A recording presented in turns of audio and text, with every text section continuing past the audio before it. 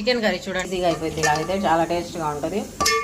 Chicken first అయితే కడుక్కొని ఉప్పు, పసుపు, పచ్చిమిర్చి, ఒక ఉల్లిపాయ, కొద్దిగా ఆయిల్ వేసి ఇదిగోండి ఇలా ఉడకబెట్టుకోవాలి. ఒక 5 మినిట్స్ ఆయిల్ అంతా నీళ్ళని ఎగిరిపోయి బాగుంటుంది. ఇదిగోండి ఆయిల్ వేసి పెట్టాను కడాయిలో. అయితే ఇదిగో మసాలా రెడీ చేశాను. ఈ మసాలాకైతే అల్లం, చిన్నులపాయ, కొబ్బరి, ఒక లవంగా చెక్క, కొద్దిగా జీడిపప్పు అంతేనండి. ఒక టమాటా వేసాను.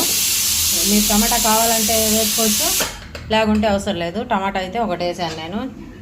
ఇదిగోండి మసాలా అయితే ఆయిల్లో వేయాలి, బాగా ఫ్రై చేసుకోవాలి. మసాలా అయితే బాగా ఫ్రై అయింది చూడండి, ఆయిల్ అంతా పైకి తేలింది. ఇప్పుడైతే చికెన్ వేసుకోవాలి. ఇందులో చికెన్ వేసుకొని కావాల్సినంత కారం వేయాలి. కారం అయితే వేస్తున్నా ఒక స్పూను. కొద్దిగా చికెన్ కాబట్టి ఎక్కువ కారం వేయట్లేదు, చాలు.